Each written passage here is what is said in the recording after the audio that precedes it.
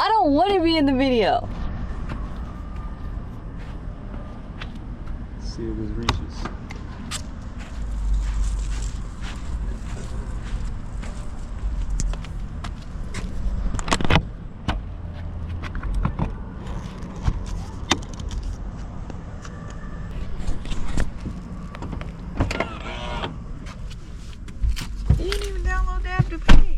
Unplug them people. You can wait to do it. For some reason, renting an electric vehicle costs a little bit less than renting a gas-powered car. And today, I'm going to find out why. In today's video, we're going to take an EV on a 1,000-mile road trip in an attempt to answer that question.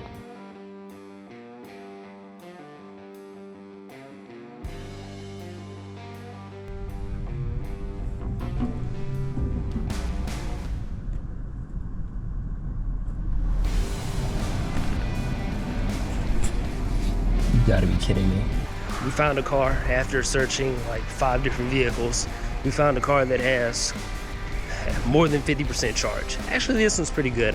And I left it on. So now it's not at 100% anymore. It's at 99. It's just like any other Ford car. Maybe it's not on. Now it's on. It's got games. Not playing any games.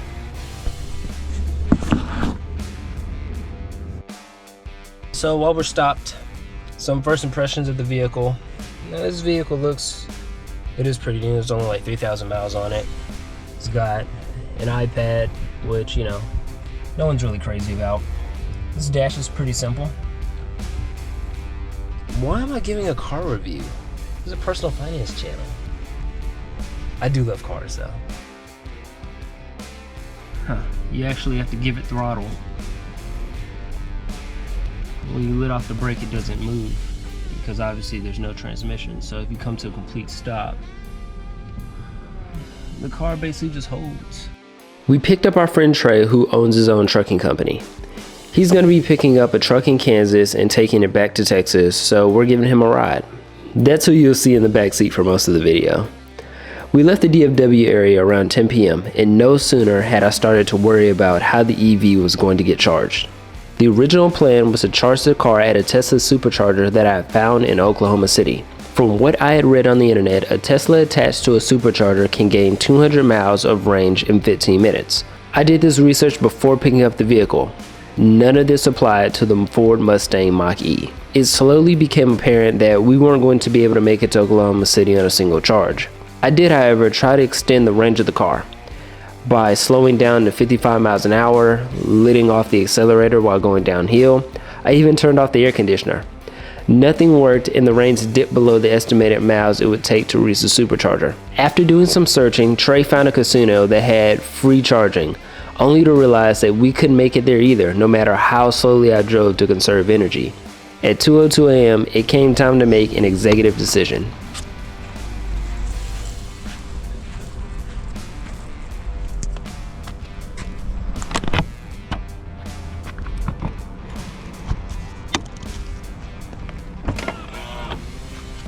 After 30 minutes of waiting, I thought we had charged the car enough to get it to the casino safely.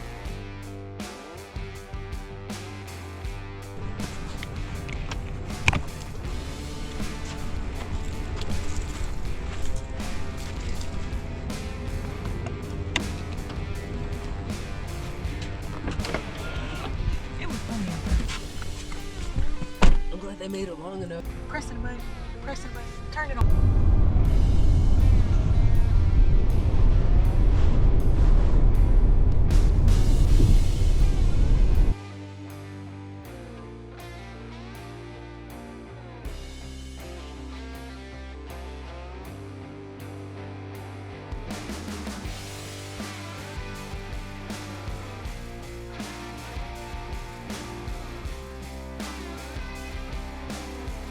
This charger is so slow, it would take a while to get enough juice to get to the supercharger in OKC.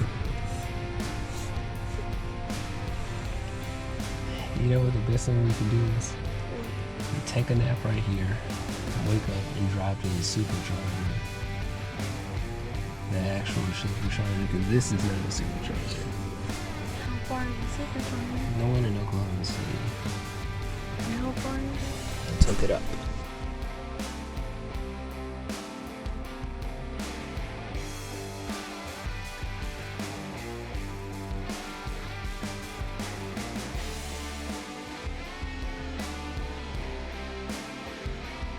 After a power nap, we woke up at 5 a.m. to drive to the Tesla supercharger that was guaranteed to turn this trip around and get us charged in 20 minutes.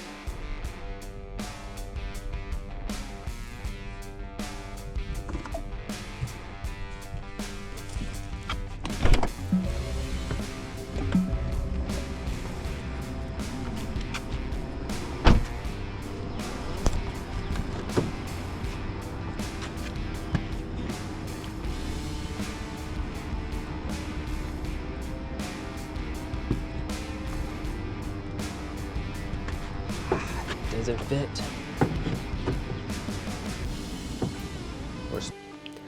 At this point, I'm ready to return the vehicle to the nearest budget rental and get a gas-powered car. That would have been the plan if, number one, we had enough energy to get to a budget without dying on the side of the road, and number two, budget rental was not open at 5 a.m. The only thing we could do to make progress would be to find a charger. Thankfully, my wife found that Ford uses a specific fast charger if we find the right type of station. That's weird.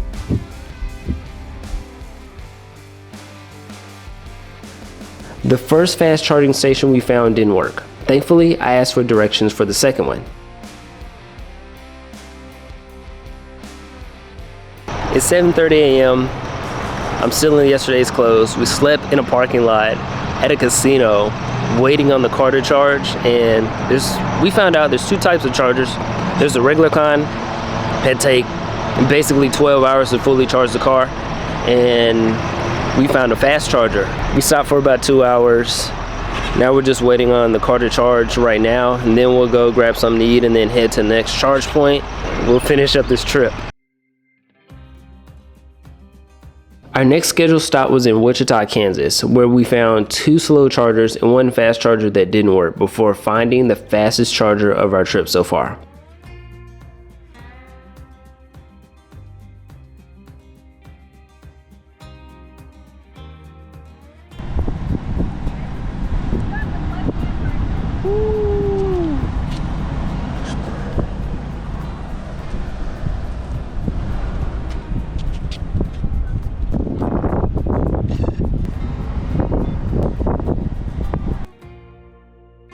It was also the most expensive charger of the trip as well. Yeah, I think it wasn't too bad, but the unavailable charging kind of drove me. Yeah, I mean, I lost count of how many charging stations that we went to. I think it was like closer to 8, wasn't it? I stopped counting that. We only charged at like 3 stations for real. I'm not gonna lie, the nap at the casino did us some good. Oh yeah, that nap at the casino. I actually appreciated taking a nap like in the casino parking lot because we really needed that. We would have been extremely tired if we had just driven all the way through the night. After 10 charging stations and 18 hours in the car, we finally made it to Topeka, Kansas. All right, we left the car to charge overnight. It's been 12 hours, should be good and fully charged. This has been the only charge that we've gotten that takes us back to a full charge that's been free. Honestly, this was the experience that I had been expecting from an electric vehicle. Being able to plug it in, not really leaving it overnight. It was really being able to plug it in and take about 20 minutes or so for the car to charge to about 80%, and then we'd be on our way. The free charging was extremely slow.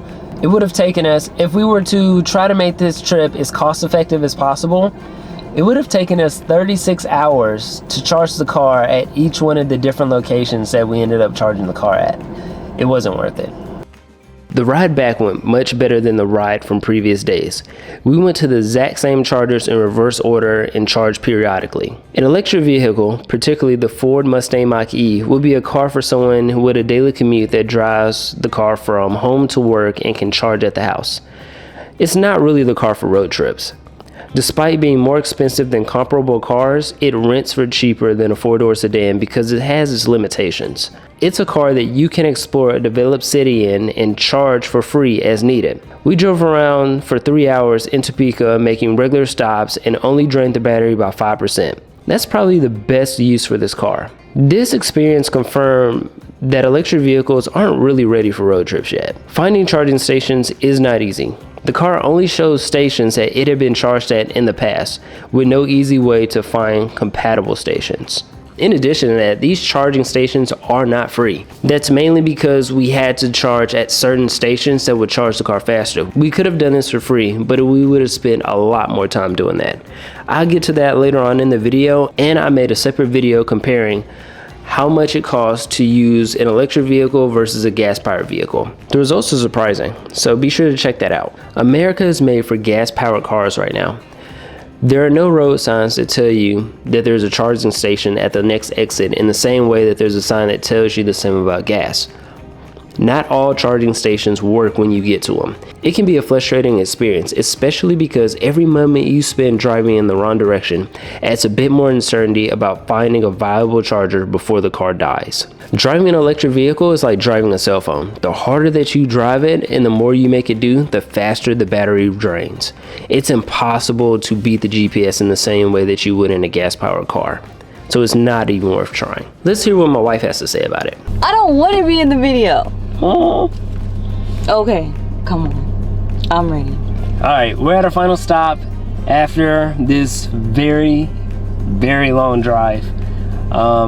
Taking a electric vehicle, basically 1,000 miles in a round trip journey from DFW to Topeka, Kansas and back. I feel like we've learned a lot. Well, what's your first initial thought about taking a road trip with an electric vehicle? My first thought was cool. You thought, like, when you first got in here, I remember you were talking about, oh, this is awesome, this place is cool. You have the glass roof, it rides smooth, it's spacious, it's a pretty cool vehicle. Now, when we started driving, how did your opinions change? It's just, you gotta have a lot of time to... You've gotta have a lot of time in your hands to actually get the car from point A to point B, because it's not like filling up. Yeah. Gotcha. What about well, finding a place to charge the vehicle? Once I figured it out. Once you figured it out, it was easier. It wasn't so bad. Okay. Because I remember, like, the first going up there, it took us like 19 hours. Here, I mean, it's about 3 o'clock. We left at what, 5? It's gonna take around 11 hours. 10, 11 hours for. We made good time, because isn't an 8 hour? We stopped we've stopped. This is our third stop. We stopped 2 times already, and we stopped for hour, well, a little under an hour for the first stop and a little over an hour for the second stop, and somehow we still turned that 8-hour drive into about a little under 10. Yeah.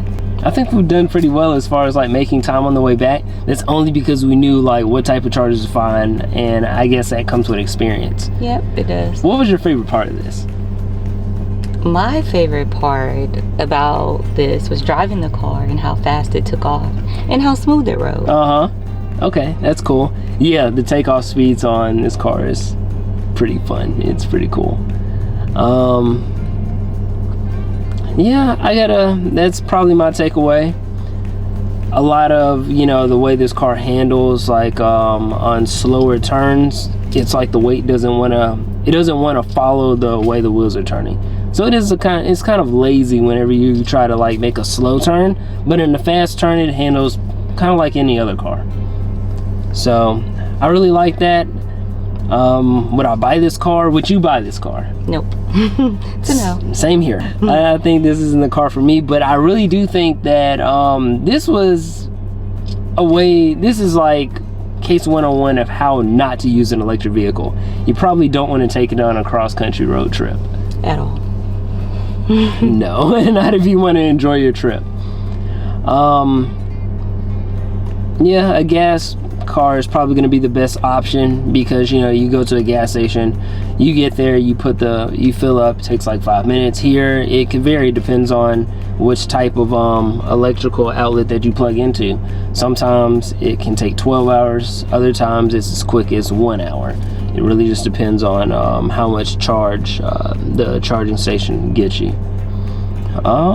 Any final thoughts? Nope.